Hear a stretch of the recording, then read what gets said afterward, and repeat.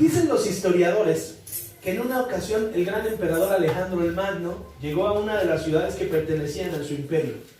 Y cuando llegó a esta ciudad, le dijeron, ¿sabes qué? Hay una insurrección. Hay una persona, hay un muchacho que está levantando pueblo, que es muy desobediente, que no se apega a las instrucciones, a las reglas, a las leyes que tú has puesto aquí en esta ciudad. Y entonces está haciendo una revuelta. Y Alejandro en ese momento dijo, le decían Alejandro el Magno, el León, el Grande, Alejandro el Grande, se decidió a ir a donde estaba este joven.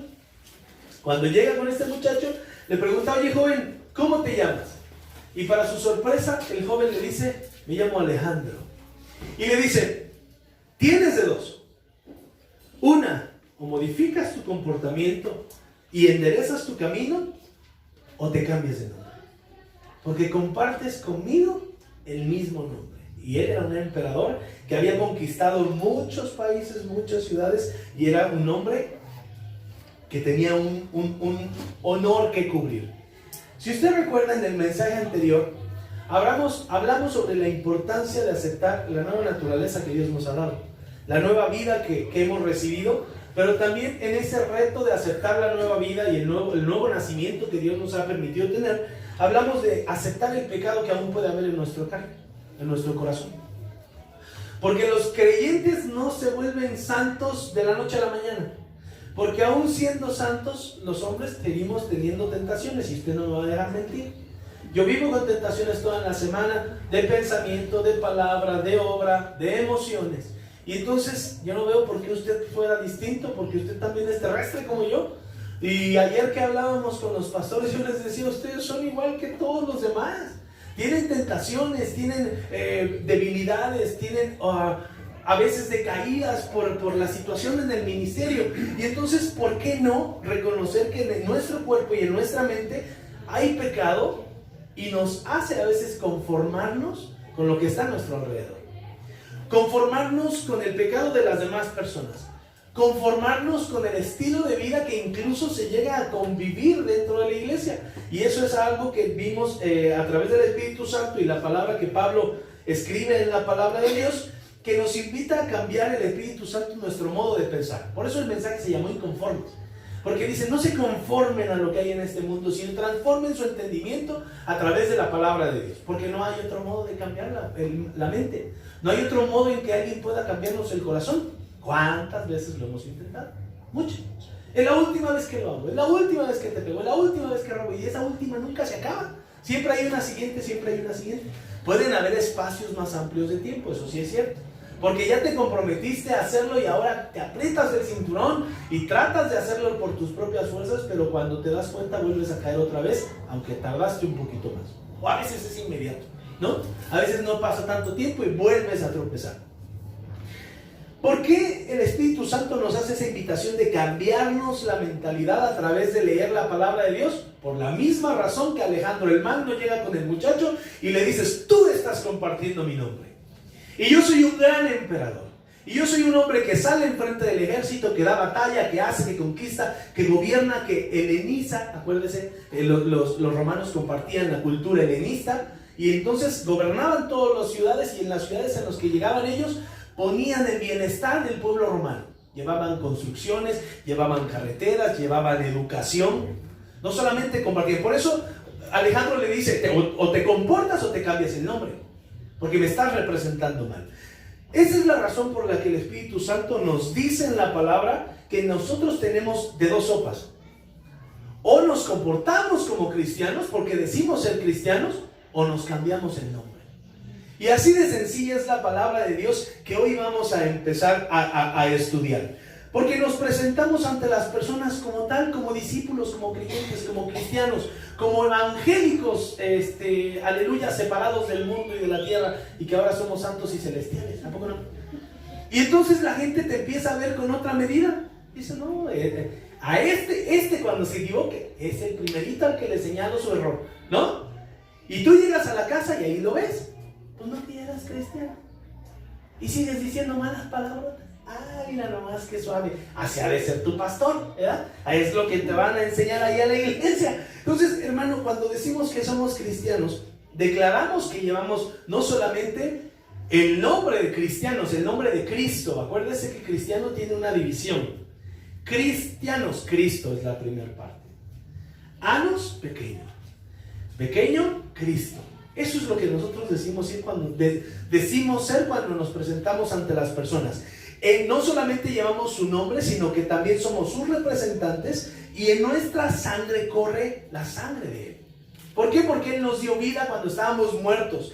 Y ahora, una vez que le hemos recibido, hemos sido comprados por Él, la Biblia le dice así, y hemos sido comprados por amor, por convicción, y cuando tú le aceptaste como Señor y Salvador, tú también aceptaste su gobierno en tu vida. ¿O no? Sí, amén. Aceptaste que Él te guiara ahora en este nuevo caminar, y en este nuevo caminar también tú aceptaste una nueva identidad. Y esa identidad, ¿cuál es? Esa identidad es que tú ya no perteneces a este mundo. Vas a decir, ¿cómo, pastor? Ya está en marihuana. ¿El pastor se anda drogando? No, la Biblia dice, Filipenses, Colosenses, y si usted lee el Mateo, Marcos, Lucas, Juan, que es donde se reflejan las palabras de Jesucristo, Él lo que vino a hacer es hablar de su reino. Y un reino es un lugar a donde tú habitas. Y ese es el reino que Él nos ha venido a presentar. Y entonces ahora la palabra de Dios dice que nuestra ciudadanía ya no es de esta tierra. La palabra de Dios, incluso Pedro más adelante dice que nosotros somos extranjeros y peregrinos en este lugar. ¿Por qué? Porque nuestra habitación ya no pertenece a esta tierra. Pastor, pero aquí estoy. ¿Cómo es esto? Vamos de paso. Por eso dice que nosotros somos peregrinos, porque ya no estamos en este lugar. Esto a veces parece una locura. ¿Por qué? Porque se necesita fe para aceptar que ya no perteneces a este mundo. Cuando Jesús te encontró, tú eras mexicano, colombiano, venezolano, salvadoreño, de Michoacán, lo que quieras, que tú decir que eso eras hasta ese momento. Pero cuando Jesús te hace renacer, te vuelve un ser celestial. Y ahora ya no perteneces a esta tierra, ahora ya le perteneces a Él, y este cuerpo que tienes es temporal, pero tu espíritu es eterno. Ahora que tú no aceptes a Jesucristo, la palabra de Dios dice que tienes dos destinos. Uno es la eternidad con el Señor y otra es la eternidad en el lago eterno de fuego, donde el gusano no muere, donde el fuego no se apaga y donde te vas a acordar de todas las truhanerías que te aventaste en ese tiempo. Hermano, tú ya no perteneces a este mundo y ese es el estilo de vida que debemos de aceptar. Tu casa está en el cielo. Ya me le bajó el hierro, ¿ya ven? Esta mañana, hermano, vamos a empezar con esta premisa. Si nosotros leemos, abra su Biblia en Romanos 12 y ubica el epígrafe, el título de Romanos 12, usted va a ver cómo Pablo le escribe a la iglesia y les dice: deberes cristianos. Deberes cristianos. Se le puso ese título porque Pablo les está escribiendo a sus discípulos en Roma. Se va a viciar de este lado. Le está diciendo a sus discípulos en Roma no solamente una sugerencia de cómo deben vivir, sino les está diciendo: ustedes, porque dicen que son cristianos y son mis discípulos, se deben de comportar así. Y si Dios permitió esta palabra para nosotros 2000 años después, es porque este es el modo en el que debemos andar. Es porque este es el modo en el que debemos de vivir. Mi casa ya no está en la tierra. El creyente ya no tiene miedo de morir. No debe de tener miedo de morir. Porque si tiene miedo de morir es porque no ha sido perfeccionado. El creyente, todo lo contrario, como Pablo. Para mí, el vivir es Cristo y el morir es ganancia, porque voy a su presencia. Entonces el creyente debe de esperar la muerte. Debe de estar preparado para ese momento en el que su espíritu se va a unir y va a ir a la presencia de Dios. ¿Para qué? Para vivir en la habitación que Dios le prometió. No vamos a ir a vivir al lago de fuego. Pregunta: ¿usted tiene miedo todavía de morir? Va a ser perfeccionado en el caminar cristiano. Es un proceso, ¿sale? Pero tenga la certeza que si usted aceptó a Jesucristo, su casa ya no está en esta tierra, su casa está en el cielo. Hermano, tiene de dos: ¿se comporta como cristiano o se cambia el nombre? ¿Amén? Abra su Biblia, Lucas capítulo 6, versículos del 27 al 36. Todavía no estaba predicando el pastor, ya se había aprendido. Lucas capítulo 6, versículos del 27 al 36. Pastor, ¿cómo entonces tenemos que vivir si ahora somos hombres celestiales? pastor, ¿de quién tenemos que aprender cómo vivir? Pablo dice una cosa, pero Pablo es un hombre. La Biblia fue escrita por hombres. Ayer me aventaron esa. Ay, dije, ¿cómo puede ser posible? Sí, está bien. La respuesta es: fue escrita por hombres e inspirada por el Espíritu Santo. Ay, ¿por qué lo dice? Qué fácil. Métase a estudiar. Ahí es un clavado. No nomás pregunte, estudie. Póngase de pie y vamos a leer la palabra de Dios. Lucas 6, del 27 al 36. Acuérdense que la fe cristiana no es una fe ciega, es una fe razonable. La Biblia nos lo dice. Vamos a leerlo alternadamente. Pero a ustedes los que oís, les digo: amad a vuestros enemigos, haced bien a los que os aborrecen, bendecid a los que os maldicen y orad por los que os calumnian. Al que te hiera en una mejilla, preséntale también la otra. Y al que te quite la capa, ni aun la túnica le niegues. A cualquiera que te pida, dale, y al que come lo que es tuyo, no pidas que te lo devuelva. Y como queréis que hagan los hombres con vosotros, así también haced vosotros con ellos. Porque si amáis a los que os aman, ¿qué mérito tenéis? Porque también los pecadores aman a los que os aman. Y si hacéis bien a los que os hacéis bien, ¿qué mérito tienes? Porque también los pecadores hacen lo mismo. Y si pensáis a aquellos de quienes esperáis recibir, ¿qué mérito tenéis? Porque también los pecadores prestan a los pecadores para recibir otra trampa. Amad pues a vuestros enemigos, y haced bien, y prestad, no esperando de ello nada. Y será vuestro galardón grande, y seréis hijos del Altísimo, porque Él es benigno para con los ingratos y malos. ¿Todos? Sed pues misericordiosos, como también vuestro Padre es misericordioso. Amén. Tome su lugar. ¿Quién está hablando aquí? ¿Quién está hablando en esta escritura? Es Jesús, ¿verdad? Es Jesús el que está hablando y el que les está diciendo a su audiencia: esto y esto y esto lo hacen los buenos, lo hacen los malos. ¿Qué diferencia puede haber entre ustedes? Me llama mucho la atención hasta el día de hoy, cómo las personas nos sentimos con autoridad cuando no conocemos la palabra de Dios, cuando no conocemos el Espíritu de Dios. Cómo nos sentimos con autoridad para cuestionar y para poner en duda la palabra de Dios. ¿Por qué? Por ignorancia. A veces abrimos la boca con tanta facilidad y pensamos que honestamente tenemos más información, tenemos más sabiduría que el mismo que inspiró este libro. Y retamos la palabra. Eso no tendría que decir ahí, eso tendría que cambiarse, eso tendría que decirlo en otro sentido. Pero es que yo pienso que la palabra de Dios, como fue escrita por hombre, tiene muchos errores. Y entonces eso se debería de cambiar para acá, para allá. Y Pablo no tendría que estar metido en la Biblia. Ayer me aventaron esa. Los escritos de Pablo no tendrían que aparecer en la Biblia.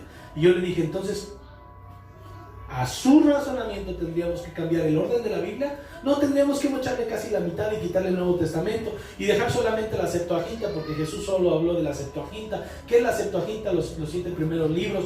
Ok, entonces quitaríamos la cruz y quitamos la gracia y la misericordia de Dios. Y quitamos su segunda venida y quitamos la resurrección. Y quitamos, todo eso lo quitamos. Pues sí tendríamos que hacer, porque la doctrina que Dios le dé misericordia y sabiduría para poder discernir el Espíritu Santo fue mi respuesta para esta persona. Porque lo que se está hablando es una herejía enorme. ¿Qué es una herejía? Sacar y desviar las palabras, y lo que veíamos en el libro de Romanos la semana antepasada, que decía que dentro de la iglesia hay personas que quieren pervertir y desviar la atención de lo que Jesucristo ha hecho en la palabra de Dios. Pero nos sentimos con esa libertad y con esa autoridad de cuestionar la palabra, cuando ni siquiera la hemos abierto, no la hemos estudiado, y la palabra ahí debe decir: ayúdate que yo te ayudaré. Y ya vamos a tener oportunidad cuando veamos en el purgatorio ahí a San Pedro. Le vamos a decir: ¿qué tranza mi San Pedro? Le metí 10,000 varitos antes de morirme y pagué 5 allá para mi mamá, pagué 3 para mi abuelita y pagué 2 para mi hermana, porque me caía gorda, tú no me puse la mitad. Yo pues está en el infierno, por eso no me le metí 2,000.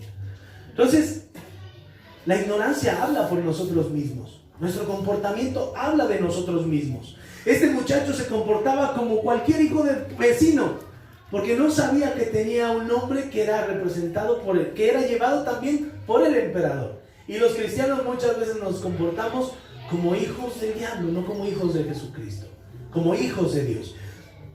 Pablo en el libro de Romanos, usted recuérdelo, capítulo 12, él nos recuerda y nos habla de esas personas que quieren pervertir el evangelio y nos muestra las medidas que debemos de tomar para con ellos. Nos dice, a los que se llaman hermanos, que siguen pecando, ni siquiera coman con ellos. Con los perversos, con los pecadores, con los violadores, los narcotraficantes, las prostitutas, los borrachos, drogadictos, con todos los que están en el mundo, que no conozcan de la palabra de Dios, vayan. A ellos yo los mando. Pero si dentro de la iglesia hay gente que está pecando, tomando, fumando, adulterando, pisoteando el nombre de Jesucristo, dos cosas: les cambian el nombre primero y no se junten con ellos. Confróntenlos. Porque si no, tú te vuelves cómplice de lo que está sucediendo en la palabra. Pastor, qué duro, la Biblia lo dice. Yo no me la inventé. Entonces, hermano, cuando tú ves la conversión, cuando tú cuestionas cómo las personas pueden volver a renacer, los cantos, Dios no los había analizado, Dios los puso en mi corazón, pero todos los cantos hablaban de cómo Jesús nos ha hecho su propiedad, cómo nos ha cambiado, cómo Él es nuestro Padre, cómo transforma nuestra mente, cómo ahora le alabamos y nos gozamos con Él. Cuando nosotros vemos este tipo de conversiones, la conversión de Saulo, un perseguidor de la iglesia, un asesino de cristianos, un hombre que no aceptaba lo que Jesucristo había venido a hacer a este mundo, sino que lo cuestionaba y decía, estos que tienen que andar cambiando y tergiversando la palabra de Dios. Él salía a cazar a los hombres, pero hubo un momento en el que la luz se le apareció en el camino, y esa luz era la misma presencia del Espíritu de Jesucristo, y le dice, ¿qué haces persiguiéndome? ¿Qué haces cuestionándome? Dura cosa te es dar patadas contra el aguijón. No vas a poder, nunca le vas a atinar, no me vas a ganar. Y el otro sintió tanta la presencia de Dios, sintió tanto la voz de Dios, tan real, que su vida en ese momento fue transformada. Así como la tuya. Así como tú en un momento llegaste a ver esa luz en medio de una enfermedad, en medio de una circunstancia muy difícil, y dijiste, está bien, tal vez fue por las buenas, tal vez fue porque no te quedaba de otra. Pero dijiste, va, ya, éntrale, te doy mi vida y tú gobierna. Jesús le guió a Pablo, a Saulo, antes de llamarse Pablo, con las personas indicadas para que él fuera aprendiendo el evangelio de boca de los gentiles. Cuando Saulo era un fariseo, se presenta así, era un fariseo de fariseos. Y ahora iba a escuchar la palabra de un mamarracho por ahí que agarraron en la calle, un borrachito, y ese borrachito Jesucristo lo levantó, lo instauró, lo capacitó, lo mandó también con gente, y ahora ese borracho, que no tenía honra, que no tenía letras, que no tenía educación, tenía que venir a instruir a un hombre que tenía que haber sido sacerdote en el santuario. Por eso la Biblia dice que Dios usa lo más vil y lo más menospreciado.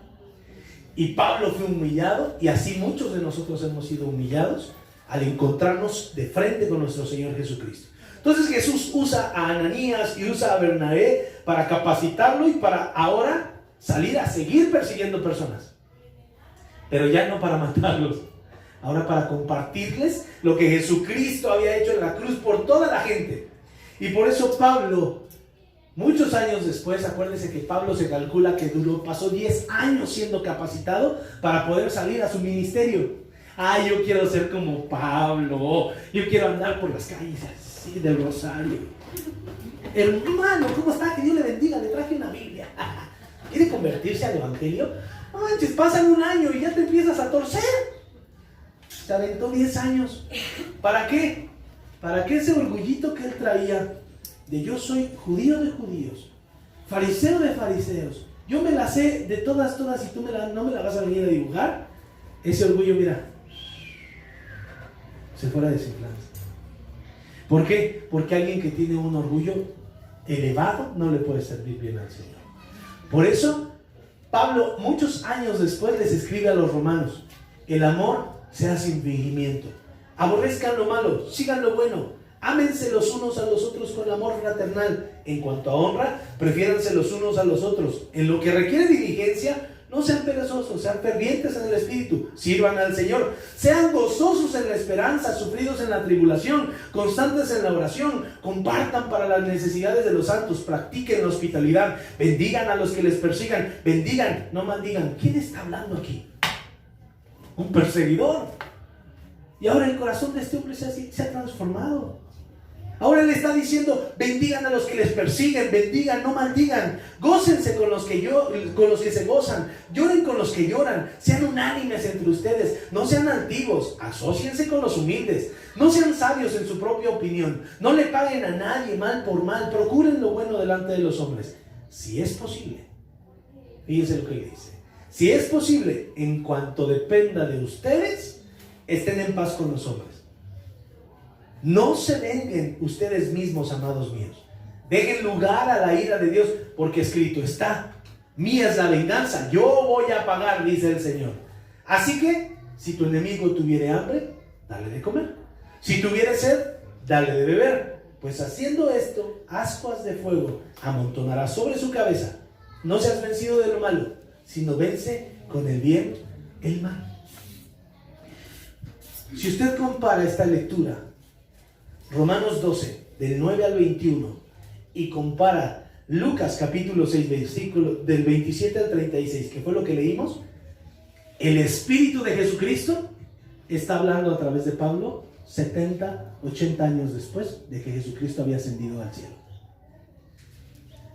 Y la gente dice, Pablo no tendría que estar en las Escrituras. ¿Usted sabe por qué la gente cuestiona que los hombres que están en la Biblia estén en la Biblia? ¿Usted sabe por qué? Porque ese que cuestiona quiere seguir tomando, quiere seguir fumando, quiere seguir drogándose, quiere seguir empoderado, dominando a las personas, sintiéndose aquel que yo soy el que las mueve, las masca, las quiebra y las revienta. Yo soy el bueno. La Biblia tendría que ser así. Por eso el hombre cuestiona la palabra de Dios, porque está endurecido su corazón. Pablo aquí en Romanos, él está reflejando lo que ha aprendido durante este tiempo de entrenamiento. Y ahora su corazón ya no es un corazón perseguidor. Su corazón es un corazón que adiestra, un corazón que enseña, un corazón que perdona. ¿Por qué? Porque usted recuerda, hermano, que Pablo, cuando llegaba a cualquier ciudad, si usted lee Hechos, Romanos, Efesios, Tesalonicenses, Colosenses, todos los libros que escribió Pablo, ¿a dónde era el primer lugar a donde llegaba a predicar? A las sinagogas. ¿Y quién estaba en las sinagogas? Sus compas. Era como si llegara al barrio y... ¿Qué pasó, papi? Ese mi chato, mi chinos, el pelos, el muecas, el muelas, el chimuelo, el moncho, el mocho, toda la banda, la raza, ahí estaba. Pablo llegaba con ellos y estos hombres le conocían las ancas, como dicen por ahí. Yo le conozco las ancas al pollo. A mí no me vas a venir a engañar. Tú eras así, así, asado. Pues él iba y se paraba ahí. Pero tuvo un tiempo de capacitación, tuvo un tiempo muy largo en el que él tuvo que haberse preparado para poder llegar a ese lugar y tener la fuerza de voluntad, el amor, la misericordia que Jesucristo le había dado a través de estos hombres para poder soportar el juicio que ahora sus amigos le iban a hacer. Al muy santo. Ahora sí, tú perseguías a estos amigos, tú los matabas, tú los encarcelabas y ahora resulta que vienes y das un testimonio distinto y ahora le sirves al Jesús que estos predican.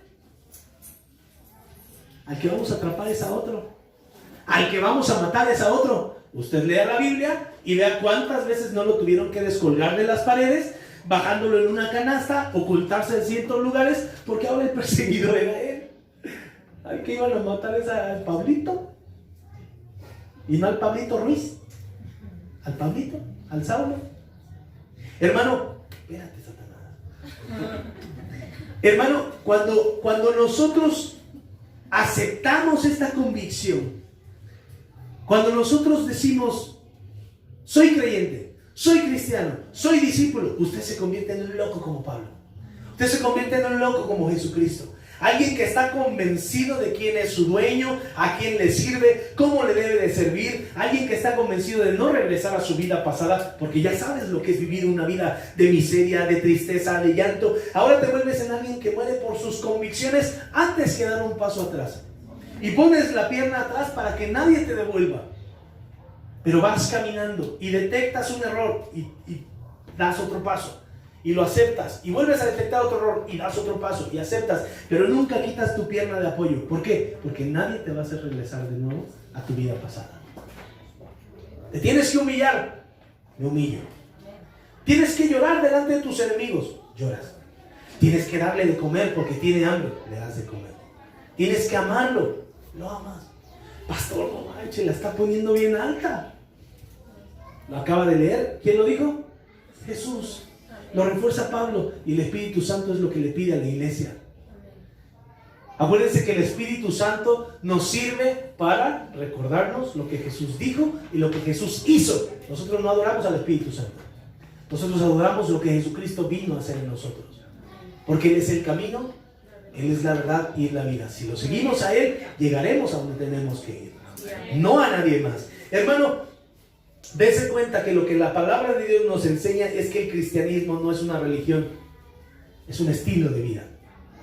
El ser cristiano tiene que convertirse en tu respirar, en tu despertar, en tu dormir. En todo tiempo tenemos que vivir con la palabra de Dios en la mente y en el corazón. ¿Para qué? Para honrar el sacrificio que Jesús hizo por nosotros. Y que no se nos olvide en determinado momento. Ahí estás, que te quise mucho. Ahí le pasó. No, sí, le digo a Aleluya, Romanos 14, capítulo 24, versículo 3, dice que o somos o no somos. Porque el único que se engaña somos nosotros. Dios sabe qué hay en tu corazón. Dios sabe qué hay en nuestro corazón. Dice Lucas capítulo 6, versículos del 27 al 36, que es parte de lo que habíamos estado leyendo. El capítulo 5 también de Lucas, el capítulo 4, usted léalo. Que Jesús pasó toda una noche orando a Dios. Dice así: Jesús pasó toda una noche orando a Dios. Y después de que Él ora a Dios toda una noche, Él baja. Porque estaba en un monte, Él baja. Y le llama a todos sus discípulos. Dice que Él estaba en un llano, porque así dice, es un lugar abierto. Dice que le llamó a todos sus discípulos. No eran solamente 12. Usted acuérdese que a Jesús lo seguían 3,000, 5,000 varones. Más mujeres, niños y ancianos. Porque la Biblia no cuenta a esas personas. Y de toda esa multitud que había delante de Jesucristo, Él llama a solo 12 personas. 12 hombres. Y a esos 12 hombres Jesús les llamó apóstoles. Y apóstoles viene de un verbo que se llama apostelo, que es apostelo, y significa el que es enviado con un mensaje. Inmediatamente después que Él selecciona a sus 12 apóstoles, a sus 12 enviados con un mensaje, después de que Él los selecciona, empieza a hablar esta palabra que nosotros leímos ahorita en esta mañana. Les empieza a decir cómo tenían que hacer las cosas, cómo tenían que comportarse con las personas que iban a alcanzar, cómo debía de ser su estilo de vida para que se diferenciaran de los religiosos. Porque convertirse en un religioso es bien sencillo. En la iglesia cristiana también hay gente religiosa. Hay gente que viene y que piensa que compararse aquí los domingos ya la armó. En la semana irá al reventón papilor. Y el domingo, sí, hermano, con la Biblia aquí abajo, bien santo, santo. Y en la semana eres el hijo del chamuco en tu casa. Entonces, por eso Jesucristo, en cuanto los llama, los empieza a capacitar y les dice públicamente todo lo que acabamos de leer. Les empieza a decir: amen a sus enemigos, hagan bien a los que les aborrecen, bendigan a los que les maldicen, oren por los que les calumnian. ¿Qué les estaba diciendo? Van a tener enemigos, los van a aborrecer, les van a maldecir, los van a calumniar, les van a herir en la mejilla, les van a quitar la ropa, les van a pedir cosas, les van a quitar lo que tengan. Pero así como ustedes quieren que los traten, así trátenlos ustedes a ellos. Si usted lee la palabra de Dios a la inversa, les estaba avisando lo que ellos iban a experimentar en ese llamado que Él les estaba haciendo. Pero Jesucristo tenía muy bien sabido que entre esos 12, y por eso lo hablaba públicamente, para que lo escucharan los 12, y esos 12 los estaba comprometiendo ante todos los demás, para que ellos también pudieran ir y hacer lo que Jesucristo les estaba pidiendo. Pero él sabía que dentro de esas personas habría algunos que lo harían y habría otros que no lo harían, que no lo llevarían a cabo. ¿Cuál es la mejor prueba? Judas. Él escuchó todas estas palabras y no las hizo. Estuvo los 3 años que todos los demás estuvieron con Jesucristo, él estuvo ahí y de todos modos lo traicionó. Porque dentro de la iglesia no podríamos pasar 50 años y seguir viviendo como queremos. ¿Está de acuerdo? Sí. Hacer nuestra voluntad. Yo te quiero hacer una pregunta. Jesucristo les estaba hablando esto para que ellos supieran lo que Él esperaba de ellos. Es como cuando tú hablas con tus hijos y le dices, mira, vamos a ir a casa de mis papás. A ver si este lo ha hecho. Vamos a ir a casa de mis papás, a casa de tus tías, y te vas a comportar. Así, con la mirada así como diabólica, decir, te vas a comportar. Bueno, Martín, nomás te veo, amigo. No. El papá, ya sabes que a veces los jefes no hablan mucho, pero nada más sueltan los caratazos y la banda sale corriendo. ¿Y eso por qué, jefe? Porque te dijimos en la casa, ¿no? Entonces, era lo mismo que estaba haciendo Jesucristo. Ustedes van a salir al mundo y se van a comportar así. Y eso es lo que yo estoy esperando de ustedes. Pero mi pregunta es, ¿alguna vez, tú ya has escuchado mucho la palabra de Dios? Algunos poco. Pero los que la han escuchado más, ¿alguna vez has pensado qué es lo que Jesús piensa de tu servicio, de tu llamado? Porque el llamado no solamente es a servir delante de la iglesia, o a estar en el grupo alabanza, o a estar en la cocina. Dios nos ha llamado a todos. ¿A qué? A compartir su palabra, a evangelizar, a ir y a hacer discípulos a todas las naciones. Que no tengas un cargo en la iglesia no significa que no puedas compartir la palabra de Dios. Tienes un llamado, tienes un ministerio, pero te haces de lado. Como pantalón, te frunces.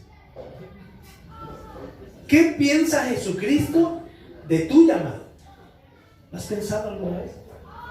¿Cómo te verá? Nosotros lo hemos dicho, los domingos nos vemos y todos creemos que somos santos. Pero Jesucristo sabe cómo te comportas, cómo ve Él tu llamado. Dirá, ¿valió la pena haberle llamado? ¿Vive conforme a mi nombre? ¿Me representa como debería de representarme? ¿O me está decepcionando? ¿O está haciendo algo que yo no haría? Hermano, eso es lo que significa estar inconforme. El siempre estarte preguntando, ¿qué verá Jesús en mí?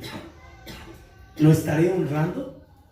Esta palabra que dije, esta cosa que hice, ¿lo honra? No, arrepiéntete, me arrepiento, cambio mi modo de pensar y yo sé que esto es lo que esperaba Jesucristo de mí. Eso es vivir una vida inconforme, una vida de juicio constante, una vida de análisis constante de mis palabras, de mis actitudes, del modo en el que me relaciono. Vas a vivir, pero tú tienes una estatura que cubrir, porque te dices mi discípulo. Tienes que amar, tienes que orar, tienes que alimentar, tienes que apapachar, tienes que entregar todo lo que tienes para ellos. Pero Señor, tienes que entregar todo. ¿Por qué? Porque yo lo hice por ti. La medida del cristiano es muy grande. Pero Jesús nunca nos puso una carga que no pudiéramos llevar. Jesús, con el comportamiento esperado de nosotros, también nos dio el modo de cómo hacer las cosas. Él dijo, lleven mi yugo sobre ustedes. Ustedes recuerden que la palabra de Dios dice que Él tenía un gozo. Y cuando le aceptamos, Él puso ese gozo en nosotros. ¿Se acuerdan? Ese gozo es hacer la voluntad del Padre. Y ese es el yugo. Lleven su yugo sobre mí, sobre ustedes, y aprendan de mí. ¿Que soy qué? Manso y humilde de corazón. Y hallarán descanso para sus almas. ¿Por qué no vivimos con paz? Porque no llevamos el yugo de Jesucristo en nosotros. Porque no aprendemos de Él. Porque no somos hombres humildes y no somos mansos de corazón. Seguimos siendo rebeldes. Seguimos siendo hombres que quieren vivir conforme a sus reglas. Pero Jesús dice, yo te la pongo bien fácil. Lleva mi yugo, cumple la voluntad de mi Padre. Lleva eso sobre ti y aprende de mí. Soy manso y humilde de corazón. Eso te va a dar paz. Amén. ¿El pleito me va a dar paz? ¿Sí? Que me juzguen me va a dar paz. ¿Sí? Tener enemigos me va a dar paz. ¿Sí? Porque ahora los enemigos que vas a tener y el juicio que te van a hacer es porque ahora eres santo. Porque ya no tomas, porque ya no fumas, porque no maldices. Porque ahora amas a tu esposa, cuidas a tus hijos, porque honras tu casa. Ahora el dinero que ganas ya no te lo gastas en el chupe. Ahora lo inviertes. Pastor, compré una caja de Biblias. Pastor, traje esto. Pastor, no tengo dinero, quiero dar mi tiempo para la iglesia. Pastor, ¿por qué no vamos acá? Pastor, hice esto para la gloria y la honra de Dios. Pastor, ¿cómo ves? Y ahora acá, ¿Me explico? Y el odio y la persecución que se va a levantar contra tuya va a ser por eso. No por lo malo.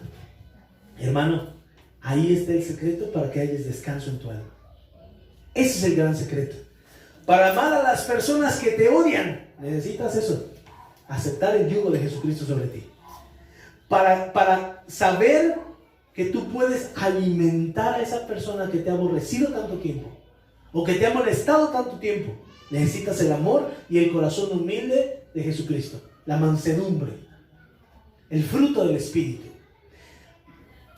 Hermano, tú debes de saber que el propósito por el cual Jesucristo te llamó es para llevar un mensaje.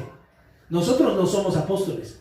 Después de Pablo ya no hay apóstoles. Pablo fue el último apóstol llamado por Jesucristo.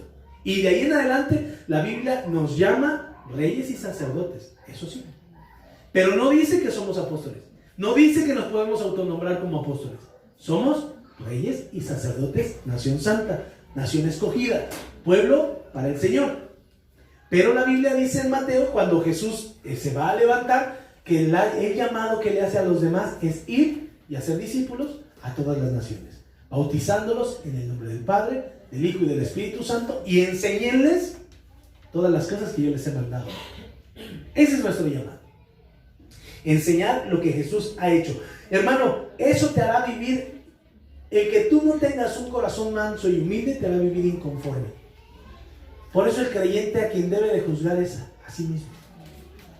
Por eso el creyente, Jesús lo dijo, primero tienes que ver la viga que tú traes atravesada en tu ojito, que no te das cuenta que la traes, esa viguita, te la quitas, dice Jesús. Primero te la quitas, para que después puedas ver la paja. La paja que trae el otro en el ojo, mucho más chiquita. Es una pelucita, pero tu paja no permite ver lo de los demás. Hermano, eso es inconformidad. Eso es inconformidad. Y tenemos que aprender que Dios siempre resistirá a los soberbios, pero le va a dar gracia a los humildes. ¿Por qué no podemos avanzar dentro de la iglesia? ¿Por qué no podemos vivir en bendición todo el tiempo? Porque seguimos llenos de soberbia. Usted vea cómo a las personas que entregan su vida, que entregan su tiempo, que se rinden al Señor, Dios les da gracia en todo, en todo. Les abren las puertas como nadie. Y los demás, bien ardidos. ¿Por qué a este sí? ¿Por qué a este sí? Porque ha aprendido a ser humilde de corazón. Está aprendiendo la mansedumbre de Jesucristo. ¿Por qué? Porque Él dijo que eso era algo que teníamos que aprender de Él. Hermano, ese es el llamado que Jesucristo nos ha mandado a hacer. Jesús espera de ti que ames, que hagas el bien, que bendigas, que ores por los enemigos, que pongas la mejilla, que no niegues lo que tienes, que le des a cualquier persona que te pida, que trates a los demás como quieres que te traten, que ames a los que normalmente no amarías, que los ames, que prestes a los que nadie les quiere prestar, a esos que están endeudados, que tú les prestes, que hagas el bien y que en todo esto no esperes nada a cambio. No esperes nada a cambio. ¿Por qué? Porque Él te va a dar un galardón. Y ese galardón que Él nos promete será grande, será inmenso. Y eso demuestra, este comportamiento demuestra tu naturaleza. Demuestra que eres hijo del Dios Altísimo.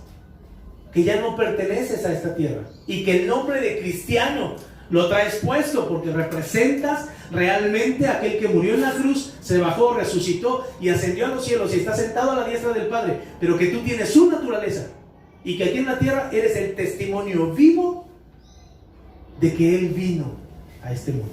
Amén. Hermano, analiza tu llamado. Analiza tu estilo de vida. Ve cómo estás caminando todos los días. Ve cómo le sirves a los demás. ¿Tú sabes que el servicio demuestra el corazón humilde?